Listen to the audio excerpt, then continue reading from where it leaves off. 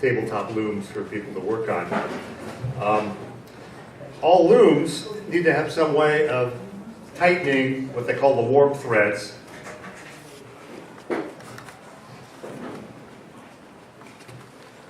On mine, I'm just using a paddle and a knob, threaded knob.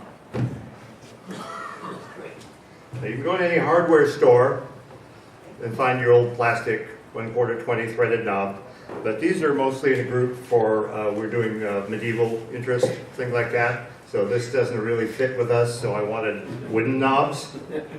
So, having looked around a bit, I found that Orchard Supply Hardware had these nice cabinet knobs at not a real extravagant price.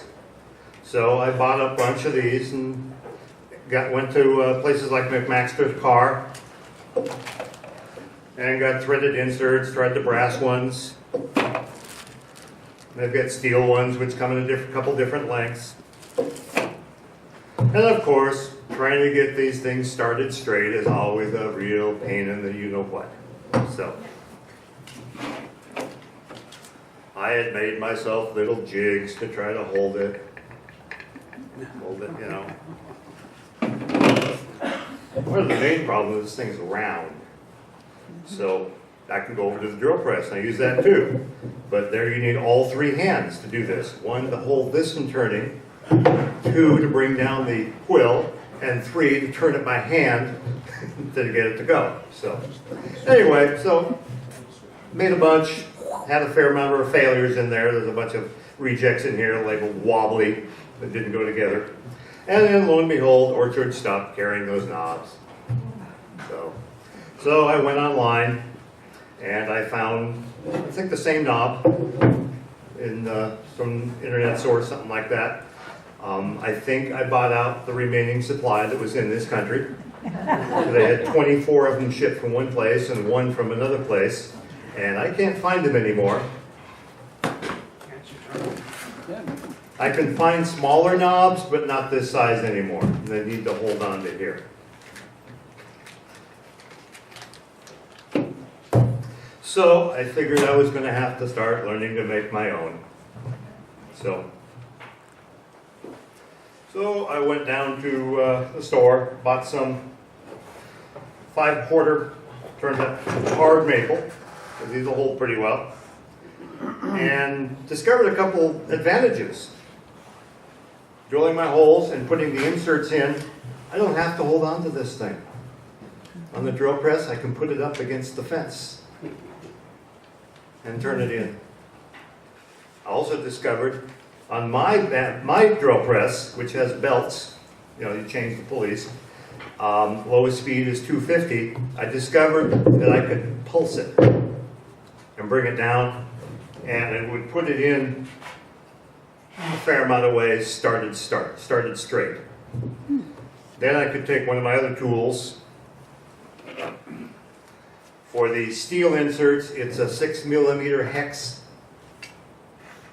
So I can just finish turning it down so it's below the surface. On the brass ones, I still had this thing that came from Woodcraft. It's their brass inserter. And it just, I got the thread screwed up on this one, so I had to grind some off. But I can finish turning it and get it down below the surface. So you're using a tap to thread the inside? No, these are the threaded inserts. They have the inside is the machine thread, 1/4 20, and the outside is the knife threads, which cut into the wood.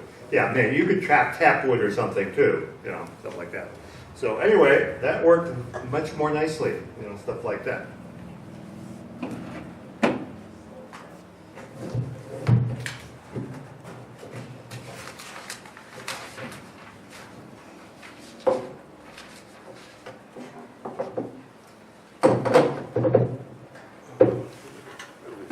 Okay, so now I've got these put in here, so now I just need to cut them apart. I did had to play around a little bit to find the exact right size hole that fit these. They call for 3/8. but at least in this hard maple, it needs to be like a 30-second up from that to go in well. And I did discover I need to do a little bit of a chamfer, countersink on the hole.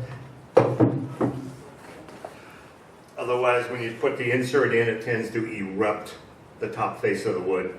So just little things I found out. And doing that, so that'll work. So now I take these and band some apart into rough circles. Then I needed to make something to actually turn them. So I decided to go ahead and dedicate a faceplate to this tool so it stays together. So this is a 2-inch faceplate.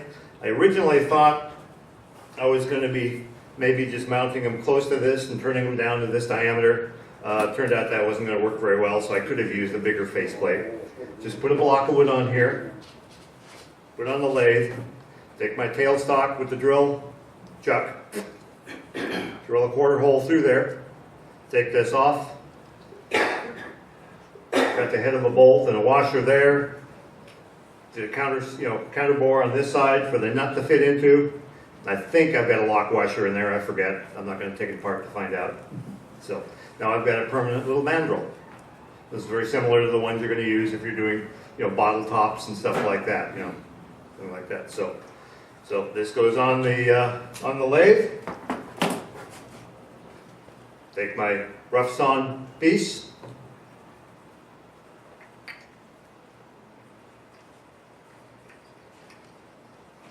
Put it on. And then start by turning down this face a little bit until it's round, marking the diameter that I want for that part of the knob. It's a little smaller than the other one. And then turning it down to that knob. This is all bowl gouge work, because of the way the grain's running. I may fiddle around with some other tools and stuff and see if I get the shape I want. Let's give it a little bit of an insert like there. So whether that really matters or not, I don't know. We'll find out fast. I'm going like that. And you take this thing off.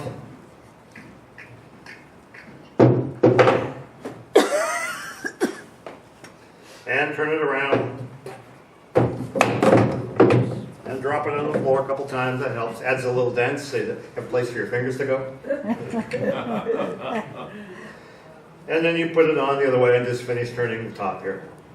So I'm still fiddling around a little bit with the exact sizes I want. And sometimes the exact size I want isn't exactly what I planned on originally. As long as I get my hands on it, it'll work, things like that go. I also started fiddling a little bit with maybe making them a little bit bigger than the original knobs and maybe putting some little finger grooves in here. Some of these were done with the spindle sander. A couple others were done just with a half round file, stuff like that. So again, working on this, but at least now I still have knobs that I can make. So, like that. So that's pretty much it. There's your. You want to pass anything around? Yeah, sure, we can pass all this stuff around. We can put it all in a box here. Oh, yeah, McMaster Carr, they actually have a couple of insert tools here. The one for the steel inserts is a hex, 6mm hex, and this is the one I put in the drill press. You can either do it by hand or, like I said, I found out I could pulse it and get it to go in. The one for the brass inserts has a little ball catch, and also then the slot, because these are, have a slot, hex, screwdriver slot to put them in. You ever try to put one in using a regular screwdriver, try to get it going straight? Good luck. So. John, if you need more of those, Rockler does have those. Okay, yeah, yeah.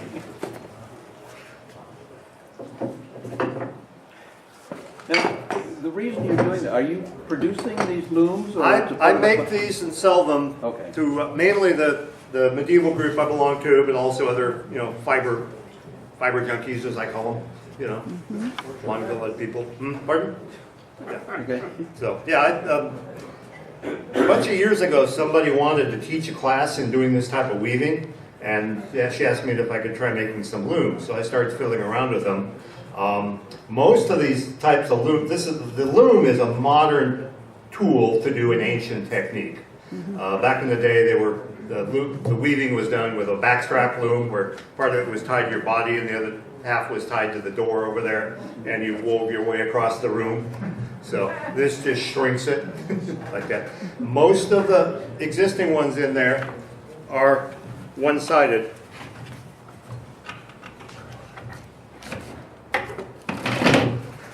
Which means when you put tension on this thing, all those dowels go, yeah, and your piece falls off. So I made a Before we run out of time for you, do you want me to pass this? Yeah, sure, yeah, let's look around, yeah. Okay. So it'll be done in a second. So I took a look at a bunch of people's looms, solved a few problems with the existing looms, and shamelessly stole a couple of good ideas from others. So this comes off, the side comes off so you can do the warping. What's warping? Warping is these long waist threads. A weaving has a warp, which is the long threads, and a weft, which goes across. The weft is what you do the actual weaving with.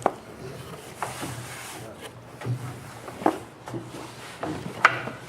John, what do they make with them? In this case, well, any fabric is woven, pretty much. This makes an inkle band, which an inkle basically means a narrow band. You know, before you could go to Joann and buy trim, you had to make it. What's on here right now is pretty much just a straight weave. It goes up, goes down, back and forth.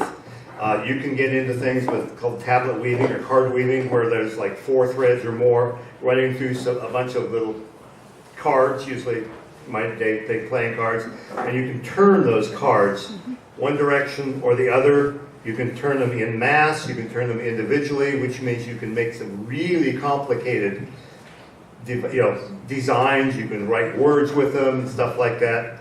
I've taken a class on it a couple times. My problem is I forget which way I just turned that pack. So I don't know if I've got the patience to do that. So I make the looms and let the other people do like that. So but anyway, with this removable side, now you can put all the tension you want on this thing. It's not going to go anywhere. And a couple other ideas, like a foot here to catch it, stuff like that. So.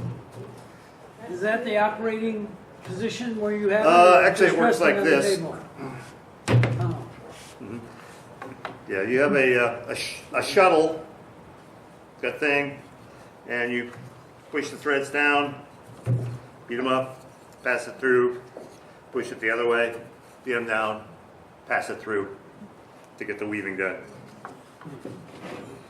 So, and like I say, you can get even more complicated with if you want. So that's it. If you ever get asked to go to Knob Hill, of course you're going to need your knob, so you can make your own. So, and that's about the extent of it. Any questions or anything? I have a gift certificate. Oh, okay.